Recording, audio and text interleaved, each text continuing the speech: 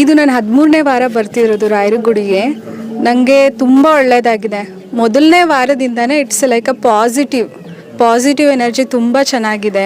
Actually ನನ್ನ ಕೆಲಸದಲ್ಲಿ ತುಂಬ ತೊಂದರೆ ಆಗಿತ್ತು, ಅದೆಲ್ಲನೂ ಈಗ ನಿವಾರಣೆ ಆಗಿ ನಿಜ ನಾನು ಖುಷಿಯಿಂದ ಈಗ 13ನೇ ವಾರಕ್ಕೆ ಬರ್ತಾಯಿದ್ದೀನಿ. 18 ವಾರಕ್ಕೆ ಪೂಜೆ ಮಾಡೋಕ್ಕೆ ಹೇಳಿದರು ಗುರುಗಳು. ಸೊ ಅದ್ರ ಪ್ರಕಾರ ಮಾಡ್ತಿದ್ದೀನಿ. ಬಟ್ ಗುರುಗಳು ನಮ್ಮ ಕೈ ಹಿಡ್ದಿದ್ದಾರೆ. It's really a very good positive energy. ಇಲ್ಲಂತೂ ಪಾಸಿಟಿವ್ ಎನರ್ಜಿ ಇದ್ದೇ ಇದೆ. ಇಲ್ಲ, ಕೆಲಸದಲ್ಲಿ ಸಮಸ್ಯೆ ಅಂದರೆ ಅಲ್ಲಿ ಇರೋರೇ ತುಂಬ ಪೊಲಿಟಿಕ್ಸ್ ಮಾಡ್ತಿದ್ರು. ಅವರೆಲ್ಲ ಈಗ ಬಾಯಿ ಮುಚ್ಕೊಂಡಿದ್ದಾರೆ, ಯಾರು ಏನೂ ಮಾತಾಡಲ್ಲ ಈಗ. ಅಷ್ಟು ಚೆನ್ನಾಗಿದೆ, ಅಷ್ಟು ಚೆನ್ನಾಗಿ ಪಾಸಿಟಿವ್ ಆಗಿ ಇದು ನಡೀತಿದೆ. ಮತ್ತು ನನ್ನ ಮಗನ ಸೆಕೆಂಡ್ ಇಯರ್ PUC ಎಕ್ಸಾಮ್ ಇತ್ತು, ಅವನು ಚೆನ್ನಾಗಿ ಒಳ್ಳೆ ಪರ್ಸೆಂಟೇಜಲ್ಲಿ ಪಾಸ್ ಆಗಿದ್ದಾನೆ. ಈಗ CETದು ಗುರುಗಳು ಒಳ್ಳೆ ದಾರಿ ತೋರಿಸಿ ಒಳ್ಳೆ ಕಾಲೇಜ್ ಕೊಡಿಸಿದ್ರೆ ನಂಗೆ ಅಷ್ಟೇ ಸಾಕು.